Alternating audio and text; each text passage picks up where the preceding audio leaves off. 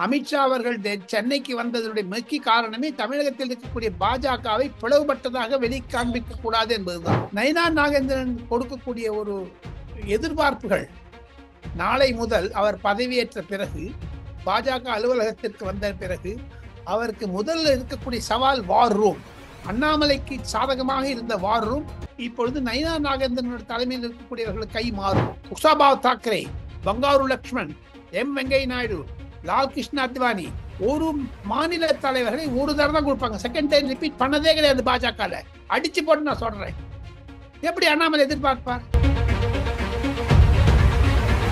ITC grand சோழல நடந்த press மீட்ல அமித்ஷா அவர்கள் மட்டும்தான் வந்து பேசினாரு. ஏன் இபிஎஸ் அவர்கள் வந்து அந்த பிரஸ் மீட்ல ஒரு 2 நிமிடம் கூட வந்து பேசவே இல்லை? எதுக்கா பேசணும்? நீங்க சொல்லுங்க, எதுக்கா பேசணும்? குழப்பத்தை உண்டாக்குறதுக்கா? அவர் எடப்பாடி வீட்டுக்கு சாப்பிட போயிருக்காங்களே, அண்ணாமலையோட போயிருக்காங்களே, இதுல இருந்து நொட்டு நொஸ்கு கண்டுபிடிக்கலாம் திமுக நினைச்சாங்கன்னா அதுல ஃபெயில் ஆயிடுவாங்க. எதற்காக கிலியுடன் இருக்கிறார்கள்? அமித்ஷா சென்னை விஜயம் என்றவுடன் ஏன் திமுக பயப்படுகிறது? டெல்லி, ஹரியானா, மகாராஷ்டிரா மாதிரி தமிழகமும் சாஃப்ட் அப்படின்னு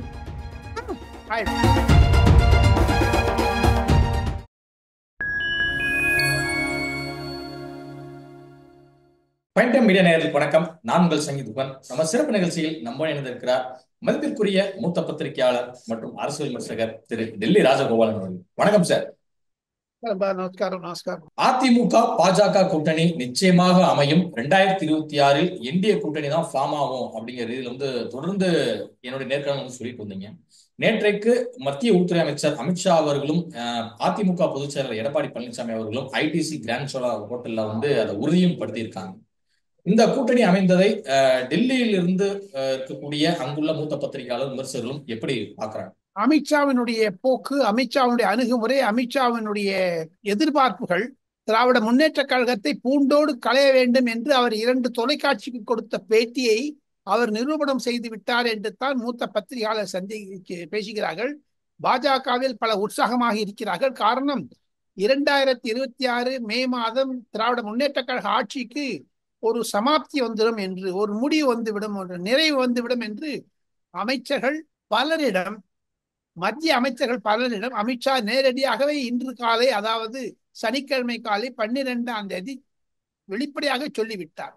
நரேந்திர மோடி அவர்களுடைய ட்வீட் வந்த பிறகு தமிழகத்தில் அதிமுக ஒரு உற்சாகம் வந்துவிட்டது. இருப்பினும் நயினார் நாகேந்திரனுக்கு இருக்கக்கூடிய சாதனைகள், சோதனைகள், எதிர்பார்க்கக்கூடிய ஒரு சேலஞ்சஸ், எதிர்பார்க்கக்கூடிய ஒரு ப்ராப்ளம்ஸ் எல்லாமே இருக்கும். அதே மாதிரி அமித்ஷா அவர்கள் எப்படி அண்ணாமலையை பாராட்டினாரோ, அண்ணாமலைக்கு உயர் பதவி கொடுப்பாங்க. அதை நாம சொல்லிட்டே இருக்கோம், எப்ப பார்த்தாலும் சொல்லிட்டே இருக்கோம். இருப்பினும் நயினா நாகேந்திரன் கொடுக்கக்கூடிய ஒரு எதிர்பார்ப்புகள், நாளை முதல் அவர் பதவியேற்ற பிறகு, பாஜக அலுவலகத்திற்கு வந்த பிறகு அவருக்கு முதல்ல இருக்கக்கூடிய சவால் வார் ரூம். அண்ணாமலைக்கு சாதகமாக இருந்த வார் ரூம் இப்பொழுது நயினா நாகேந்திரனோட தலைமையில் இருக்கக்கூடியவர்கள் கை மாறும். பல அண்ணாமலைக்கு வேண்டிப்பட்டிருந்த ஒரு குழாம், ஒரு குரூப், அதெல்லாம் மாறும் என்று தான் சொல்லுகிறார்கள். பாஜகவிடம் அமித்ஷா, தமிழக பாஜகவிடம் நேற்று நொந்து போயிருந்தார். நேற்று மிகவும் ஒரு கவலையுடன் பேசினார். நாமெல்லாம் கட்சி அகில இந்திய அளவில் நரேந்திர மோடியினுடைய சாதனைகளை எல்லாம் பொதுமக்களுக்கு என் மண் என் மக்கள் மூலமாக கொண்டு சேர்த்தீர்கள் அண்ணாமலை, அதற்கு தொடர்ச்சியாக நாம் அதை ஏன் கடைபிடிக்கவில்லை? குரூப்பிசம் அதிகமாகிவிட்டது. என்னிடம் பலர் புகார்கள் வந்து கொண்டிருக்கின்றன, அண்ணாமலை பற்றி கூட புகார் வந்திருக்கிறது என்றெல்லாம் சொல்லி இருக்கிறார். ஆக மொத்தம் அந்த வார் ரூம்ல ஒரு பிரச்சனை, ஜாதி சண்டை, அண்ணாமலை மீது இருக்கக்கூடிய நம்பிக்கை, அவநம்பிக்கை இரண்டுமே, நயினா நாகேந்திரன் இருக்கக்கூடிய எதிர்பார்ப்பு. அதே மாதிரி சில சமுதாயத்தை ஒதுக்கி விட்டார், சில சமுதாயத்தின் மீது அந்த வார் ரூம் பாய்ச்சல் செய்கிறது என்றெல்லாம் அண்ணாமலை மீதும் சில குற்றச்சாட்டுகள் என்று தங்களுக்கும் தெரியும். அண்ணாமலையினுடைய உறவினர்கள் மீதும் ரெய்டு வந்தது. அதையெல்லாம் வைத்து பார்த்தால் மத்திய பாஜக கவலையுடன் தான் இருந்தது. மத்திய பாஜகவிற்கு அண்ணாமலை மீது இருந்த எதிர்பார்ப்பு என்பது கண்டிப்பாக குறைந்து விட்டது என்று சொல்ல முடியாவிட்டாலும் நிறைவாக இல்லை. இதன் காரணமாக அண்ணாமலை அவர்கள் தலைவர் பதவியிலிருந்து விடுவிக்கப்பட்டிருக்கிறார் எடுத்துக்கலாமா? அப்படி கிடையாது. அதுக்கு அவர் செய்த சாதனைகள் எல்லாம் நேற்று அமித்ஷா பாராட்டி இருக்கிறாரே. எப்படி எங்க ஒன்னே ஒன்று சொல்றேன் குகன், நான் அறிந்த பாஜக 1980 நான் பார்த்து கொண்டு வருகிறேன். அண்ணாமலையிலிருந்து நேத்தி முந்தா நேத்தி வந்தவங்க, ஆமா. குஷாபாவ் தாக்கரே, பங்காரு லக்ஷ்மண், வெங்கைய நாயுடு, லால் கிருஷ்ண அத்வானி போன்றவருடன் நான் பழகி இருக்கிறேன். ஒரு மாநில தலைவர்களை ஒரு தடவை தான் கொடுப்பாங்க, செகண்ட் டைம் ரிப்பீட் பண்ணதே கிடையாது பாஜக. அடிச்சு போட்டு நான் சொல்றேன். எப்படி அண்ணாமலை எதிர்பார்ப்பார் சொல்லுங்களேன்? அண்ணாமலைக்கு தெரியும் அந்த விஷயம். அமித்ஷா விளக்கி விட்டார், பல முறை சொல்லி விட்டார். இருப்பினும் அண்ணாமலைக்கு இருந்த ஆதரவு வரவேற்கத்தக்கது. பாஜக வளர்ந்தது என்பதை பாராட்டுகிறார். அதனால தான் அண்ணாமலைக்கு சென்ட்ரல் லீடர்ஷிப் கொடுக்க போறாங்களே இப்போ புது தலைவர் வந்தவுடன். போட்டியின்றி நயினார் நாகேந்திரன் அவர்கள் தேர்ந்தெடுக்கப்பட்டிருப்பது என்பது தமிழக பாஜகவில் ஒரு ஒற்றுமை தான் நீடிக்கிறது அப்படிங்கிறத எடுத்துக்காட்டுதா, இல்ல அமித்ஷா அவர்கள் பல குருபிசமா வந்து இருக்கிறீங்க, ஒழுங்கா நான் சொல்றபடி கேட்கணும் அப்படிங்கிற ஒரு உத்தரவு விட்டு போனதன் காரணமாக தான் எல்லாருமே சைலண்ட் ஆயிட்டாங்க அந்த போட்டியில இருந்து அப்படின்னு எடுத்துக்கலாம்? நீங்க சொன்னது ரெண்டும் கரெக்ட் தான், ரெண்டுமே எடுத்துக்கலாம். என்ன குரூப்பிசம் இருப்பது என்பது, பலர் டெல்லிக்கு வந்து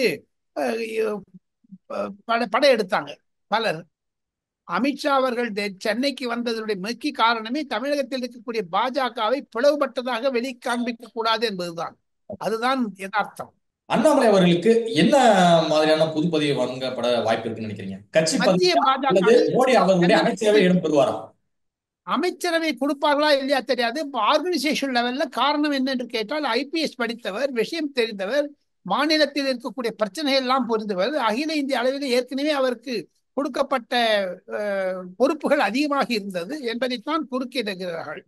அதை தவிர நாம் இருவரும் பார்த்துக்கு போனால் வெயிட் அண்ட் வாட்ச் என்று தான் சொல்ல முடியும். ஐடிசி கிராண்ட் சோழல நடந்த பிரஸ் மீட்ல அமித்ஷா அவர்கள் மட்டும்தான் வந்து பேசினாரு. ஏன் இபிஎஸ் அவர்கள் வந்து அந்த பிரஸ் மீட்ல ஒரு 2 நிமிடம் கூட வந்து பேசவே இல்லை? அதற்கு என்ன காரணம்? அது அவர்களுக்குள்ளே இருக்கக்கூடிய உடன்பாடு. ஏன் அவர் அமித்ஷா வந்து எடப்பாடி வீட்டுக்கு போனார் டின்னர் சாப்பிட, அதை ஏன் கேட்க மாட்டேங்கிறீங்க? ஸோ ஆக மொத்தம் கட்சிகளுக்கு அமித்ஷாவுடைய ஃபோக்கஸ் ஏடிஎம்கே அலையன்ஸ் வந்தாச்சுன்னு சொல்றதுக்கு பண்ணிட்டாரு. ஓபிஎஸ் சாரி இபிஎஸ் பேச வேணா பேசத்துக்கு முயன்றார். கண்டிப்பாக அவர் பேசி இருக்க வேண்டும், தங்களுடைய குறிக்கோள். அதைத்தானே திமுக பெருசு பண்றாங்க. ஆனா பேசல எதுக்கா பேசணும்? நீங்க சொல்லுங்க, எதுக்கா பேசணும்? குழப்பத்தை உண்டாக்குறதுக்கா? இல்ல, அது புரியுது. தமிழ்நாட்டில் அதிமுக தலைமையில் தான் கூட்டணின்னு அமித்ஷா வந்து சொல்லிட்டாரு. அப்படி இருக்கும் போது வந்து பாத்தீங்கன்னா இபிஎஸ் அவர்களும் ஒரு 2 நிமிடம் வந்து நாங்க வந்து புதுசா என்டி அலையன்ஸ்ல வந்து இறந்திருக்கோம் அப்படின்னு பேசியிருக்காங்க. கை தட்டிட்டாரு. அவர் சொன்ன உடனே கை தட்டிட்டாரு, சாப்பிட போனாரு. அதுக்கெல்லாம் திமுக பதில் சொல்ல மாட்டேங்கிறாங்க. அவர் எடப்பாடி வீட்டுக்கு சாப்பிட போயிருக்காங்களே, அண்ணாமலையோட போயிருக்காங்களே, நாகேந்திரனோட போயிருக்காரு, எல் முருகனோட போயிருக்காரு, பல விஷயங்கள் பேசினார்கள். இதுல இருந்து நொட்டு நொஸ்கு கண்டுபிடிக்கிறான்னு திமுக நினைச்சாங்கன்னா அதுல ஃபெயில் ஆயிடுவாங்க. ஏங்க, நேருவை பத்தியும் பொன்முடியை பத்தியும் வந்து அவங்க மேல ஆக்ஷன் எடுக்க ஒரு துணிவு வேண்டும் மு.க.ஸ்டாலினுக்கு. அதெல்லாம் விட்டுட்டு இவர் பேசல அவங்க பேசலன்னு சொல்லிட்டு திமுக நொட்டு நொசு சொல்றது சரியில்லை. திமுக அதிமுக பாஜக கூட்டணிக்கு மக்கள் 2026 தக்க பாடம் புகட்டுவார்கள், நிச்சயமா உங்களை நிரந்தரமா அப்புறப்படுத்துவாங்க அப்படிங்கிற ரீதியில குறிப்பிட்டிருக்காரு முதலமைச்சர் மு.க.ஸ்டாலின் அவர்கள். உங்களுடைய கருத்து என்ன? பார்க்கலாம். அது அவருக்கு தானே. ஏன் பயந்து போனாங்க? பின்ன எதற்காக கிலியுடன் இருக்கிறார்கள்? அமித்ஷா சென்னை விஜயம் என்றவுடன் ஏன் திமுக பயப்படுகிறது? டெல்லி, ஹரியானா, மகாராஷ்டிரா மாதிரி தமிழகமும் சாஃப் அப்படின்னு ஆயிடும். இல்ல, டெல்லி மகாராஷ்டிரா ஒன்றும் புரியல சார். அங்க வட இந்தியாவில வந்து பாத்தீங்கன்னா நிறைய மாநில கட்சிகளோடு கூட்டணி வைத்து தான் பாஜக வந்து போட்டியிட்டது. தமிழ்நாட்டினுடைய மாவட்ட கட்சிகள் என்ன பிசிகால ஏன் போகுது? பின்ன பிசிகா என்ன கட்சி? கம்யூனிஸ்ட் கட்சி ஏன் சாம்சங்ல பண்ணல? திமுகவில் இருக்கக்கூடிய பிரச்சனைகள் உள்ள பூகம்பம் வடிக்குது. திமுகவில் இருக்கக்கூடிய பிரச்சனைகள் எல்லாம் எரிமலை இருக்கிறது. நேற்று ஒரு பொன்முடியினுடைய விஷயத்தினாலே போர்க்குடி உழைத்தினால் அதோட சேர்ந்ததுதான் இதுவும். எதற்காக கனிமொழி போர்க்கொடி வைத்தினார்? துர்கா ஸ்டாலின் ஏன் நம்ம சொல்லணும்? துர்கா ஸ்டாலினுடைய அழுத்தத்தின் மேல் தானே பொன்முடியினுடைய பதவி பறிக்கப்பட்டது. அவர் கேலியா பேசலாமாங்க சைவம் அசைவம்னுட்டு?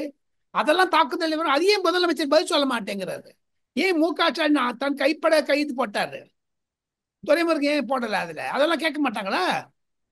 துரைமுருகன் தான் பொதுச் செயலாளர், அவர் தான் நிக்கணும். துரைமுருகனே அப்பாலஜி சொல்றாரு. ஏன் இது?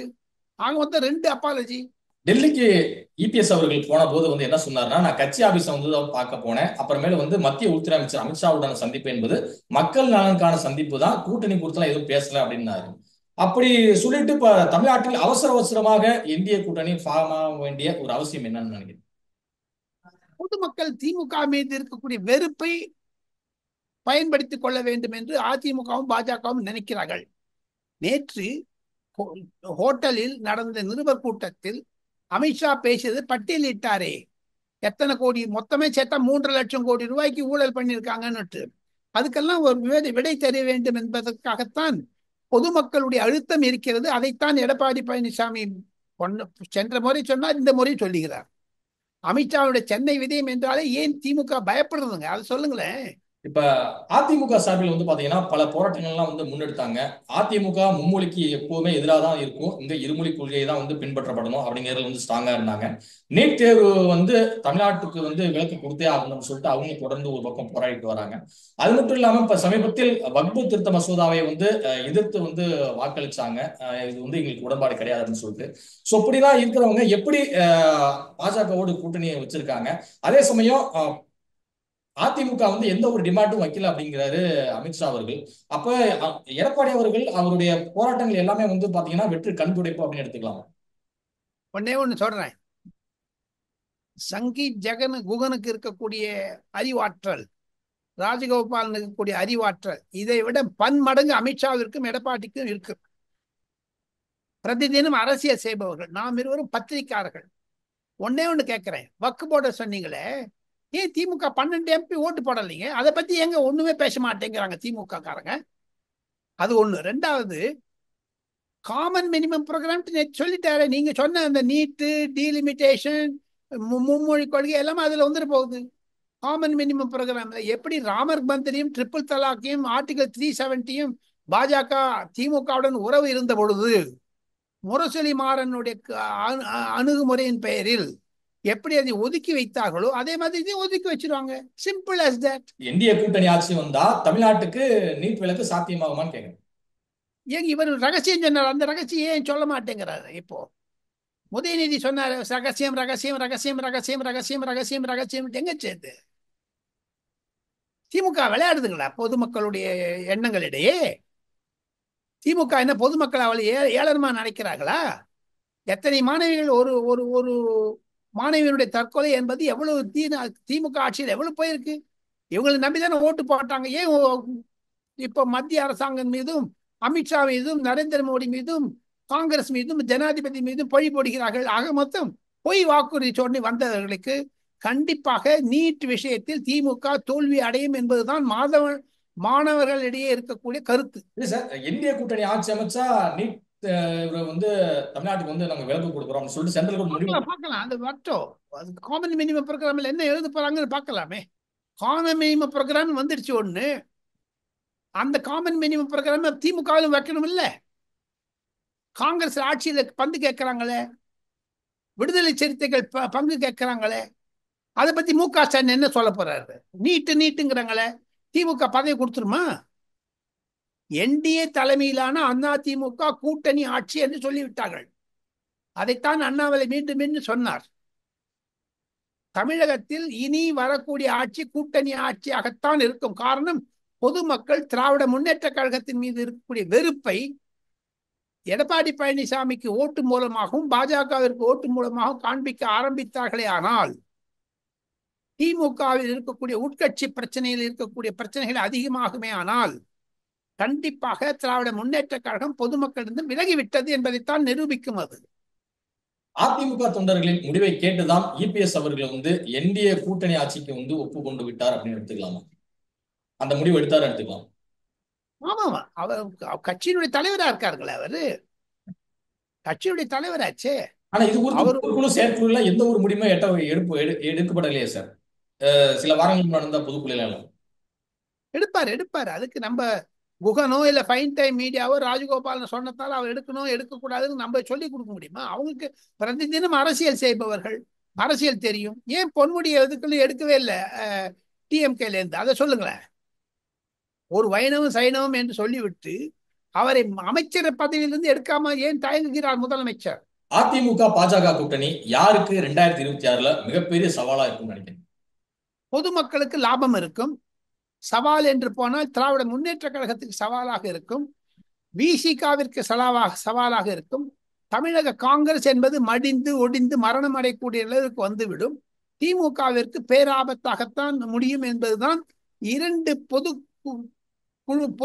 பொது மீட்டிங்ல டைம்ஸ் நவ், சிஎன்என், ஐபிஎன் போன்ற தொலைக்காட்சி நிறுவனத்தினுடைய பேட்டியில் அமித்ஷா சொன்னதை நான் நினைவுறுத்த விரும்புகிறேன்.